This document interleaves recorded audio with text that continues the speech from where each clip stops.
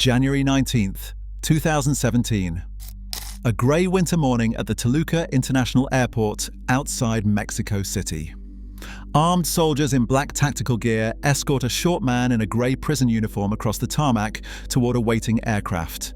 His hands are cuffed in front of him. His head is bowed. He shuffles with the deliberate slowness of a man who knows his fate is sealed. Joaquín Guzmán Loera, the man known to the world as El Chapo, is being handed over to the United States of America. For nearly 3 decades, he commanded the Sinaloa Cartel, the most powerful drug trafficking organization on Earth. He moved more cocaine, heroin, methamphetamine, and marijuana into the United States than any trafficker in history. Forbes magazine ranked him among the 60 most powerful people in the world. The Drug Enforcement Administration compared his wealth and influence to Pablo Escobar himself. His personal fortune was estimated at over $12 billion. Now he is cargo, property of the US Marshals Service, a man being shipped to a cage from which he will never emerge. But back in Culiacan, the beating heart of Sinaloa, his family watches the footage on television screens in their fortified homes. His young wife, Emma Coronel Aispuro, clutches their twin daughters just 5 years old, too young to understand why their father is on the news again. His adult sons, raised in the criminal empire their father spent a lifetime building, realize the throne is now theirs to protect or lose.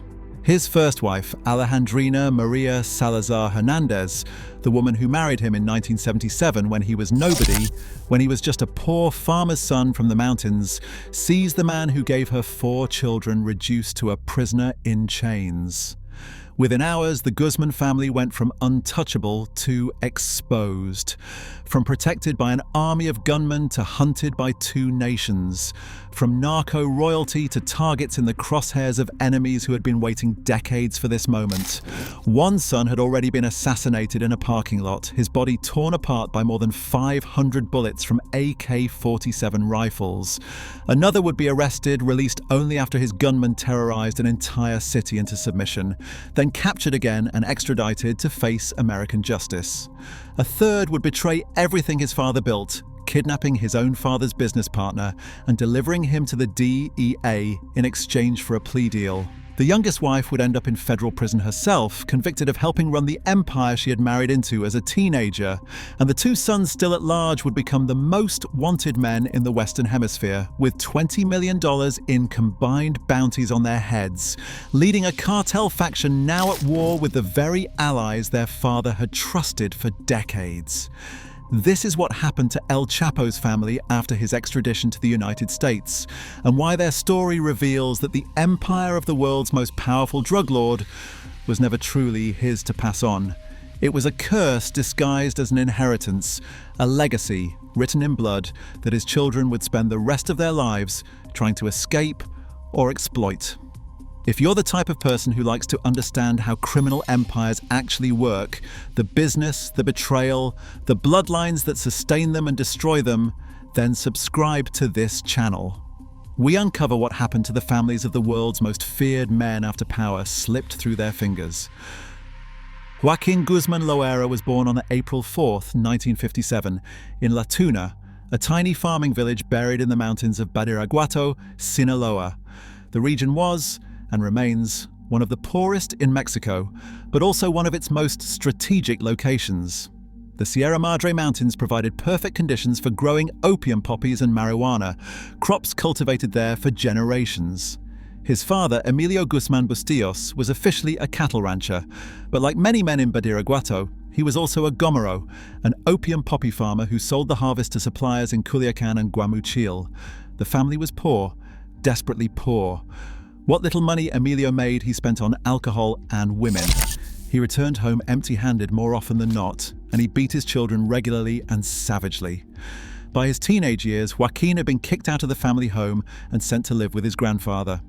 He had completed only the 3rd grade. He could barely read or write, but he understood one thing perfectly: the poppy fields were the only way out. By age 15, Guzmán was cultivating his own marijuana plantation alongside his cousins, the Beltran-Leyva brothers, Arturo, Alfredo, Carlos, and Hector, who would later become powerful traffickers. The money he earned went to support his mother and siblings. By his early 20s, Guzmán had proven himself invaluable to the rising drug lords of northwestern Mexico. He was smart, he was ruthless, and he was meticulous about logistics. He was short, just 5 feet 6 inches, which earned him the nickname El Chapo, Mexican slang for shorty. The nickname would become one of the most feared words in the Western Hemisphere. In 1977, at age 20, Guzmán married his first wife, Alejandrina Maria Salazar Hernandez, in a small ceremony in the town of Jesus Maria, Sinaloa. Over the following decade, she bore him 4 children. Cesar, the firstborn, who would largely stay out of the family business. Ivan Archivaldo, who would rise to become a cartel leader.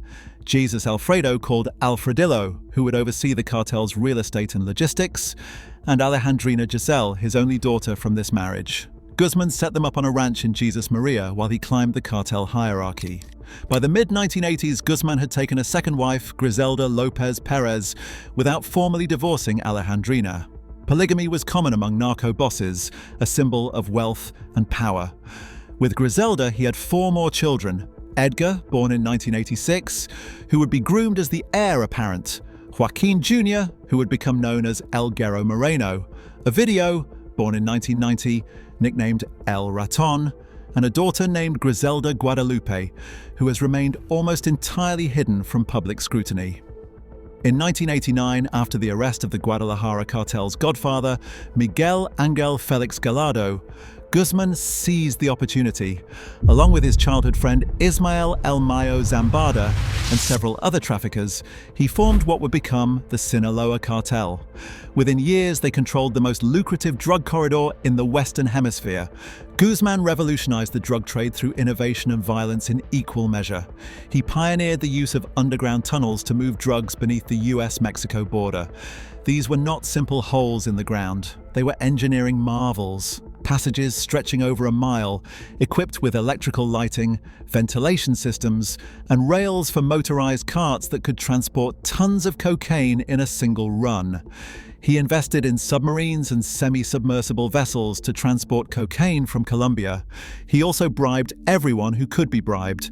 Police commanders received monthly payments. Military officers shared intelligence about operations against the cartel. According to testimony at his trial, even Mexican presidents allegedly received bribes. One witness claimed former President Enrique Peña Nieto had accepted $100 million from Guzmán. By the late 2000s, Guzmán had amassed a fortune estimated between $1 billion and $14 billion. Forbes listed him among the world's billionaires from 2009 to 2013. The DEA considered him the most powerful drug trafficker on the planet. His family lived accordingly. His sons drove armored Mercedes and BMW sport utility vehicles worth hundreds of thousands of dollars. They carried gold-plated AK-47 assault rifles customized with their initials and religious imagery. They flaunted their wealth on social media, posting photographs of luxury watches, stacks of American $100 bills, and exotic pets, including lions and tigers. They traveled by private jet between mansions scattered throughout Sinaloa. Then there was Emma Coronel Aispuro. She was born on July 2nd, 1989, in a rural clinic near San Francisco, California, making her an American citizen by birth. She grew up on a ranch in Canelas, Durango, deep in the Golden Triangle, the mountainous region that has been the historic epicenter of Mexican drug production for over a century. Her father, Inés Coronel Barreras, was one of El Chapo's most trusted lieutenants.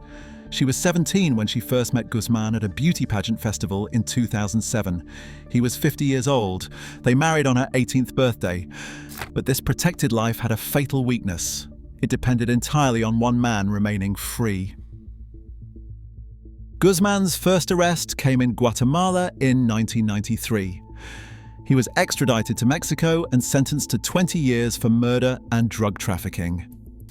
In January 2001, he escaped from Puente Grande prison by hiding in a laundry cart, having bribed guards over $2 million. For 13 years, he remained a fugitive. In February 2014, Mexican Marines captured him in Mazatlan. He was returned to Altiplano, Mexico's most secure prison.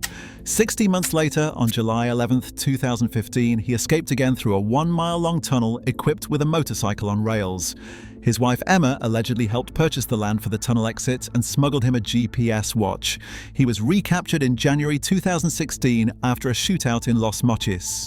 On January 19, 2017, he was extradited to the United States.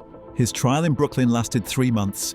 56 witnesses testified. They described murders ordered casually, torture chambers where enemies were hung from hooks and electrocuted, and corruption reaching the highest levels of the Mexican government. One witness claimed enemies of the cartel were fed alive to tigers. On February 12, 2019, the jury found Guzmán guilty on all 10 counts. He was sentenced to life plus 30 years and ordered to forfeit $12.6 billion. He was transferred to ADX Florence, the Supermax prison in Colorado known as the Alcatraz of the Rockies. No one has ever escaped. The first to fall was Edgar Guzmán Lopez, the eldest son from Guzmán's marriage to Griselda Lopez Perez. Edgar was born May 30th, 1986, and grew up in the shadow of his father's expanding legend.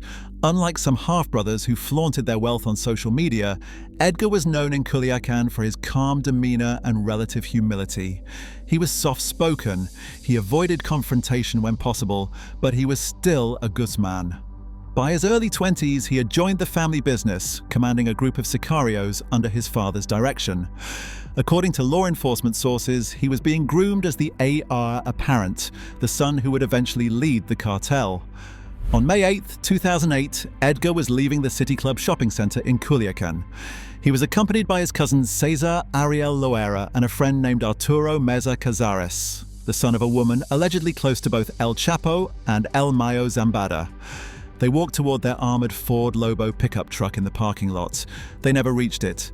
A team of about 15 gunmen in 3 late-model vehicles opened fire with AK-47 assault rifles.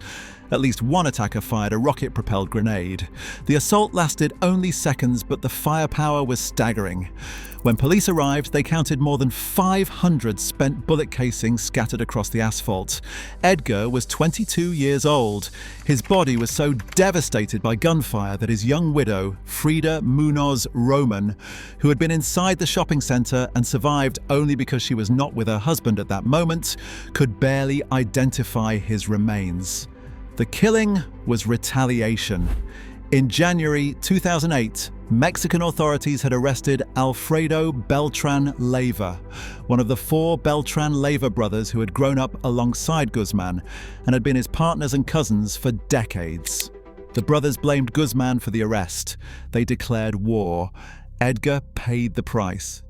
Today, a cross-shaped memorial stands outside that shopping center in Culiacán. Every year on the Day of the Dead, it is decorated with elaborate arrangements of white and red flowers. Armed men in vehicles guard it around the clock to prevent vandalism or desecration.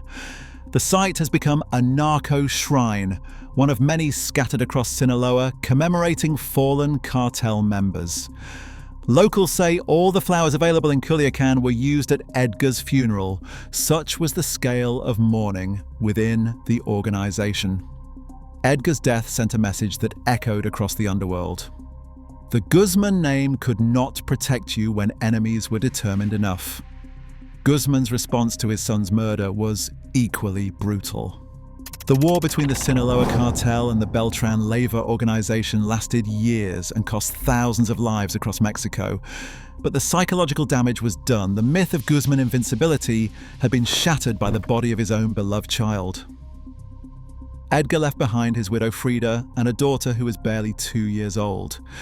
His mother, Griselda Lopez Perez, was arrested in Culiacán in 2010 on unspecified charges, though she was later released without prosecution. In interviews over the years, she has spoken about the impossible burden of raising children in the shadow of El Chapo's empire. She once said of her murdered son, "It's not his fault being the son of El Chapo." The grief in those words carries the weight of a mother who lost her firstborn to a war his father started. Emma Coronel Aispuro was just 18 years old when she became the wife of the most wanted man in Mexico. She was a teenage bride who had known nothing but cartel life since childhood. Her father was a drug trafficker. Her brother Edgar Coronel Aispuro was later arrested on drug charges and imprisoned in Sinaloa. She did not marry into the narco world. She was born into it. Emma stood by Guzmán through both of his escapes and both of his recaptures. She visited him in prison. She bore his twin daughters, Imali Guadalupe and Maria Joaquina, in California to give them American citizenship. She attended his trial in Brooklyn every day, sitting in the gallery in designer outfits. She was there when the guilty verdict came down, and she was there when the judge sentenced him to spend the rest of his life in a concrete box. But federal prosecutors had been building a case against Emma for years. According to court documents, Emma had done far more than simply stand by her man. She had relayed messages between Guzmán and his cartel associates while he was imprisoned in Mexico before his first escape. She had helped coordinate the 2015 tunnel escape by purchasing land and smuggling him the GPS device. She had allegedly helped plan a second escape attempt that was aborted only when Guzmán was suddenly extradited. On February the 22nd, 2021, federal agents arrested Emma at Dulles International Airport in Virginia. She was charged with conspiracy to distribute cocaine, heroin, methamphetamine, and marijuana, conspiracy to launder money, and engaging in transactions and dealings in property of a specially designated narcotics trafficker. The charges carried a minimum sentence of 10 years in federal prison.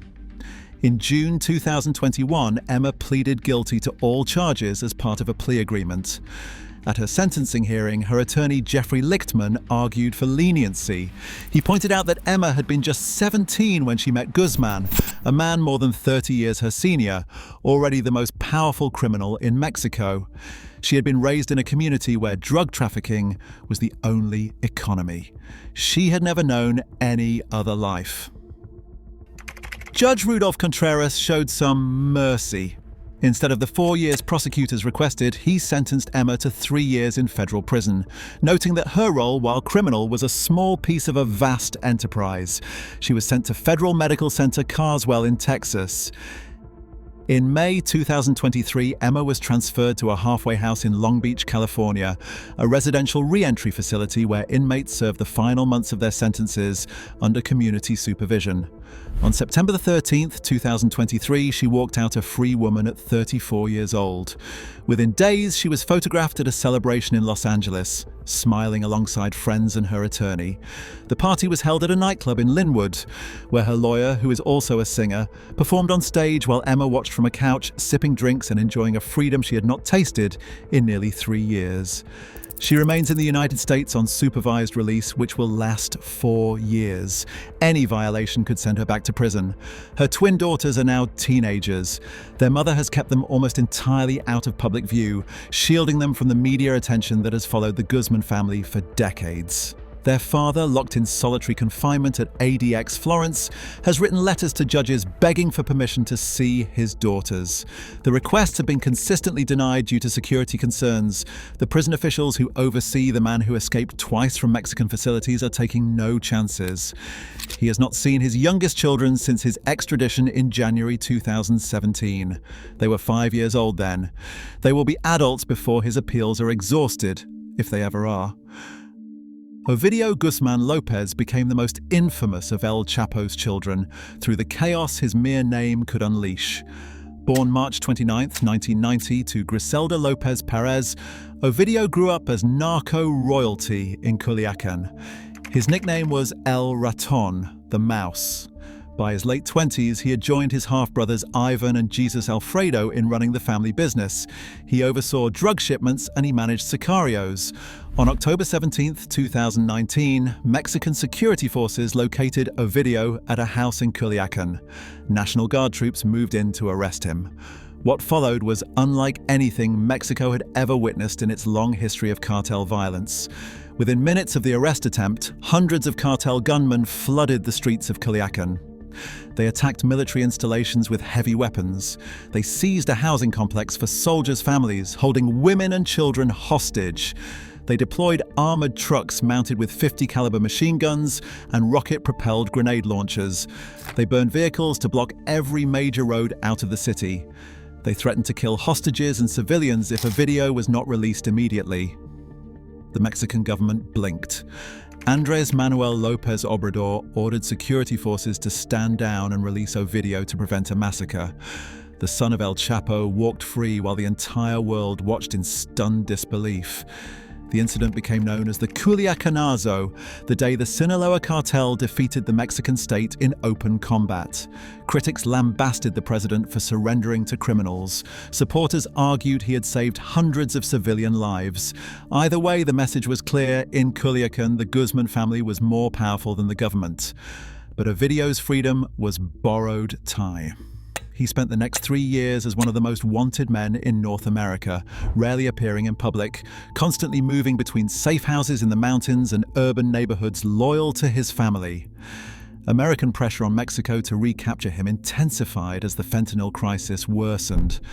On January 5, 2023, Mexican authorities launched a massive pre-dawn raid code named Operation Mongoose Azteca. The operation had been planned for over a year in coordination with U.S. intelligence agencies, which had been intercepting communications between cartel members for months. Hundreds of soldiers, Marines, and National Guard troops descended on the Jesus Maria neighborhood of Culiacan, where intelligence indicated Ovidio had attended a family party the night before. This time, the government came prepared for war. The arrest triggered another wave of violence across Sinaloa. Cartel gunmen burned vehicles, attacked military convoys, and briefly seized control of the Culiacan airport. At least 29 people died, 19 suspected cartel members, and 10 military personnel. But this time, the government did not back down. Ovidio was captured and transported to Altiplano prison. In September 2023, Mexico extradited Ovidio to the United States. He was arraigned in a Chicago federal courtroom on charges of drug trafficking, money laundering, firearm possession, and engaging in a continuing criminal enterprise. Prosecutors alleged that Ovidio had ordered the murders of informants, a rival drug trafficker, and a popular Mexican singer who refused to perform at his wedding. He pleaded not guilty. In July 2025, Ovidio changed his plea. He admitted to drug conspiracy and participation in a criminal enterprise. His sentencing has been delayed as prosecutors evaluate the value of his cooperation. In May 2025, 17 members of his family reportedly entered the United States under escort by American authorities, a strong indication that Ovidio has agreed to become a cooperating witness. Joaquín Guzmán López, born July 16, 1986, was the quietest of the brothers who entered the family business. Known as El Güero Moreno for his lighter complexion, he avoided the flashy social media presence of his siblings. His Twitter profile once read simply, "I am not into luxury and sports cars. I like horses and fine roosters." American investigators knew he was deeply involved in cartel operations, coordinating shipments of cocaine, heroin, marijuana, and fentanyl into the United States. What Joaquín did on July 25, 2024, stunned even veteran cartel watchers who had seen decades of betrayal and violence. On that day, Joaquín contacted Ismael El Mayo Zambada, his father's oldest friend and partner. Zambada was 76 years old and had co-founded the Sinaloa Cartel alongside El Chapo decades earlier. Unlike Guzmán, who had been captured multiple times, Zambada had never spent a single day in prison. He was considered the most successful fugitive in the history of drug trafficking. Joaquín told Zambada they were going to inspect some properties in northern Mexico. He invited the old man to a meeting at a ranch outside Culiacan. Zambada arrived trusting the son of his longtime partner. According to his attorney, what happened next was an ambush. Men in military-style uniforms threw Zambada to the ground. They handcuffed him. They placed a black hood over his head. They bound his legs with zip ties. They forced him onto a small, private plane. The plane flew north, crossing the border into New Mexico before landing at Santa Teresa International Jetport near El Paso. When the aircraft touched down, American federal agents were waiting on the tarmac. Joaquín Guzmán López had kidnapped the co-founder of the Sinaloa Cartel, his father's closest ally and friend, and delivered him to the DEA. The betrayal fractured the cartel instantly and irrevocably. Zambada's faction, the Maitos, named after his nickname, went to war against El Chapo's sons, the Chapitos. The personal nature of the treachery ensured there would be no negotiated peace. Many fighters on both sides had grown up together, attended the same schools, and worked alongside each other for years. Now they were hunting each other through the streets of Culiacan with rocket launchers and armored trucks. The city had descended into open war. The fighting erupted September 9th, 2024, and has continued without pause. On that day, coordinated attacks across the city announced the beginning of open hostilities. A Mexican army convoy was ambushed in eastern Culiacan, killing a sergeant. By nightfall, gunfights had broken out in a dozen neighborhoods. By December 2024, more than 500 people had been killed in Culiacan alone. Bodies appeared on streets daily, some shot execution style, some decapitated, some hung from bridges as warnings to anyone who might consider switching sides. The rival factions left grotesque calling cards beside their victims, baseball caps for the Chapitos, mocking Zambada's signature headwear, pizza boxes for the Mayitos, for reasons that remain unclear but that have become an unmistakable symbol of the conflict. Schools closed indefinitely. Restaurants and shops shuttered as owners fled the city. Independence Day celebrations were cancelled across Sinaloa. The violence spread beyond Culiacan to cities across the state and into neighboring Durango and Chihuahua. By mid-2025, the death toll had exceeded 2,000, with thousands more reported missing and presumed dead. Human rights organizations documented mass graves. Displaced families flooded shelters in other states. Analysts now predict the conflict could become the deadliest internal cartel war in Mexican history, surpassing even the brutal Beltran-Leyva split that followed Edgar's murder in 2008. Joaquín himself pleaded guilty in December 2025 to drug conspiracy and engaging in a continuing criminal enterprise. He faces a mandatory minimum of 10 years and a maximum of life in prison. His sentencing has not yet occurred. The Mexican government has also charged him with kidnapping and treason for delivering Zambada, a Mexican citizen, to a foreign power. Ivan Archivaldo Guzmán, Salazar, and Jesus Alfredo. Guzmán, Salazar remain free. They are the last of Los Chapitos, not in American custody. They are the most wanted drug traffickers on Earth. Ivan, born in 1983 to El Chapo's first wife Alejandrina, is considered the current leader of the Chapitos faction. He was arrested briefly in 2005 on money laundering charges, but released in 2008. In August 2016, he and Jesus Alfredo were kidnapped at a Puerto Vallarta restaurant by gunmen from the rival Jalisco New Generation Cartel. Their father reportedly threatened to destroy the kidnappers' families. They were released within a week. Since their father's extradition, Ivan and Jesus Alfredo have transformed the cartel's operations. They massively expanded fentanyl production, importing precursor chemicals from China and operating sophisticated clandestine laboratories across Sinaloa. The DEA accuses them of producing enough fentanyl to kill millions of Americans. Jesus Alfredo, also born in 1983, oversees much of the cartel's logistics and real estate holdings. He has been indicted in both Chicago and New York on charges including drug trafficking, money laundering, and possession of machine guns. The US State Department offers $10 million for information leading to each brother's arrest. Both are believed to be hiding in the Sierra Madre mountains of Sinaloa, protected by armies of loyal gunmen, sophisticated surveillance equipment, and networks of corrupt officials who warn them of approaching threats. Mexican authorities claimed Ivan was briefly captured in late August 2024, but no official confirmation ever emerged amid the chaos of the escalating war. In December 2025, Mexican forces arrested several members of Ivan's inner circle, including his father-in-law, Mario Alfredo Lindoro Navidad. The net appears to be closing. The brothers know that capture is now only a matter of time. The question is whether they will be taken alive. The Guzmán daughters have largely avoided the spotlight that consumes their brothers. Alejandrina Giselle Guzmán Salazar, born to El Chapo's first wife, partnered with Emma Coronel in 2019 to launch a clothing brand called El Chapo Guzmán JGL LLC. Griselda Guadalupe Guzmán Lopez has remained almost completely out of public view. The twins, Emily Guadalupe and Maria Joaquina, are now 14 years old. They were 5 when their father was extradited. They were 9 when their mother was arrested. They have grown up visiting their mother in prison and knowing their father only through letters. El Chapo has written repeatedly to federal judges begging to see his daughters. Every request has been denied. He remains in solitary confinement 23 hours a day in a cell measuring 10 by 8 feet. He will almost certainly die there. The Guzmán bloodline, scattered now across American prisons and Mexican mountains, is testament to the truth that an empire built on cocaine and bullets cannot be inherited like land or gold. The sons who remained loyal to their father now face life sentences in American supermax facilities. The son who betrayed his father's partner may walk free someday if his cooperation proves valuable enough. The brothers still running through the Sierra Madre have prices on their heads that would make them wealthy if they simply turned each other in. Instead, they wage a war that has turned Culiacán into a ghost town where bodies appear on the streets every morning. The Sinaloa Cartel still exists. It still moves drugs. It still kills. But the civil war between the Chapitos and the Mayitos has weakened it in ways El Chapo never could have imagined. His legacy was not an empire passed peacefully to his children. It was a bloodbath that may consume them all.